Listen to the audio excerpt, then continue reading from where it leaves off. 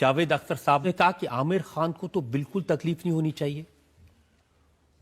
उन्होंने कहा कि आमिर खान ने पीके बनाई, हिंदू देवी देवताओं का मजाक उड़ाया और हिंदुओं ने आमिर की पीके को बॉक्स ऑफिस पर सुपरहिट बना दिया। देखिए मैं आपको बताऊं रजत जी, मैं उनकी बात पे ऐसा कहा उन्होंने? जा नहीं ये देखिए, मुझे लगता है उनको गलत कोट किया गया। उनका जो एग्जैक्ट सेंटेंस है वो ये है जी। कि जिन हिंदुओं के देवी देवताओं का मजाक उड़ाया गया, उन्हीं हिंदुओं ने पीके को बॉक्स ऑफिस पर सफल बनाया। उन्होंने कहा आमिर को तो शिकायत होनी ही नहीं चाहिए इस मुल्क से कोई। मुझे तो कोई शिकायत नहीं है मुझे शिकायत है ही नहीं, और मैं जावेद साहब की बात से सहमत नहीं हूं। मुझे लगता नहीं कि राजू जी जो फिल्म के डायरेक्टर हैं, जो लेखक हैं, या अभिजात जोशी जो इस फिल्म के लेखक हैं पीके के, ना उनके मन में कभी ये बात थी, ना हम जितने एक्टर्स थे उसमें, अनुष्का, मैं, बमन ईरानी, हम जो फिल्म बना रहे थे उसमें किसी भी मजहब का हमने मजाक नहीं उड़ाया। ये भगवान को आप बनाए? जी हाँ, अपने इन हाथों से।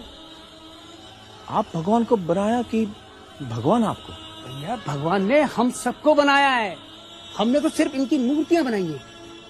काहे बना हुआ तो उसकी मूर्त? ताकि हम इनकी पूजा कर सके, अपने सुख दुख की बातें कर सके। करे भीतर ट्रांसमीटर फिट है का? भगवान तक बात पहुंचत कैसे है हा? अरे भगवान को किसी ट्रांसमीटर की जरूरत नहीं पड़ती, वो डायरेक्टली सुन लेता है। डायरेक्टली सुनत है तो फिर ये मूर्त की क्या जरूरत है? अरे क्या करूं इसका यार, धंधा बंद करवाएगा क्या? जो लोग धर्म का गलत इस्तेमाल करते हैं उनको हमने उनका पर्दाफाश करने की कोशिश की है।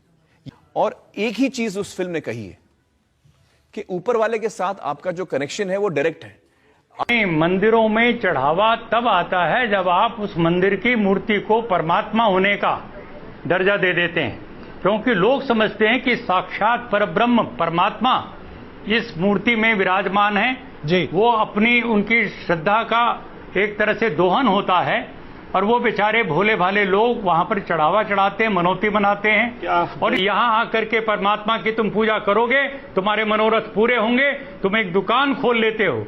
और ये काम कोई भी व्यक्ति करे, किसी धर्म संप्रदाय का व्यक्ति करे, वो परमात्मा के स्वरूप के साथ, उसकी महानता के साथ बहुत बड़ा अन्याय कर रहा है। जो वेदों के अनुसार स्पष्ट रूप से परमात्मा की मूर्ति नहीं हो सकती, यजुर्वेद का मैं मंत्र कोट कर रहा हूं, आप मुझे इसका अर्थ बताइए, गलत है क्या? उस स्वरूप की न तस्य प्रतिमा अस्ति यस्य नाम महद्यश। यजुर्वेद कह रहा है की बात आप उस महान परमात्मा की कोई मूर्ति नहीं। मैं आपसे क्षमा चाहूंगा। क्या आज आपको लगता है, चाहे आप राम की बात करें, कृष्ण की बात करें या साईं बाबा की बात करें, इनमें से किसी की भी पूजा नहीं होनी चाहिए? परमात्मा की प्रतिमा बता करके वो साईं की मूर्ति की करें तो बहुत ही गंदा गलत है, और राम और कृष्ण की भी करें तो ये राम और कृष्ण के साथ भी अन्याय है। राम और कृष्ण ईश्वर भक्त थे जी, उन्होंने कभी दावा नहीं किया कि मैं ईश्वर हूं और मेरी पूजा की जाए, ऐसी कोई बात नहीं है जी। मैं कहना चाहता हूं स्वामी जी, हमारे देश में मूर्ति पूजा नहीं थी। बिल्कुल स्वामी जी। और सबसे अहम किताब हिंदू धर्म में है वेद। जब हम वेद पढ़ते हैं, यजुर्वेद में लिखा हुआ है,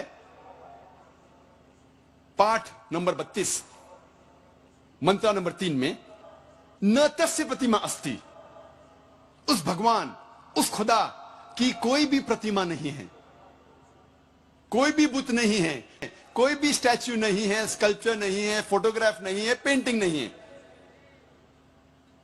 जिक्र है यजुर्वेद में पाठ नंबर 40 मंत्र नंबर 9 में, अंधात्म प्रविशंति या असंभूति मुपास्ते। यह संस्कृत श्लोक है जिसके मानी है अंधात्म, अंधकार में, प्रविशंति दाखिल हो रहे हैं।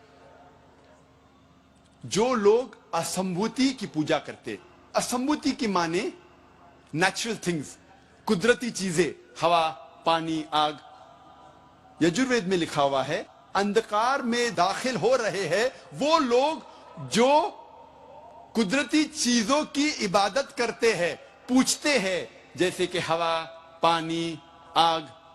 और आगे लिखा हुआ है, और घोर अंधकार में दाखिल हो रहे हैं वो लोग जो संबूति की पूजा करते हैं। संबूति की माने इंसान की बनाई हुई चीजें, जैसे टेबल, कुर्सी, बुत वगैरह। अगर आप कुदरती चीजों की इबादत करते हैं तो आप अंधकार में दाखिल हो रहे हैं। अगर आप बनाई हुई चीजों की इबादत करते हैं तो आप और घोर अंधकार में दाखिल हो रहे हैं। इसीलिए मैं हवाले देता हूं। मैं कोई आलिम नहीं हूं, मैं कोई पंडित नहीं हूं, मैं अपने आप को तालिब इल्म कहता हूं, लेकिन मैं हमेशा हवाला देता हूं।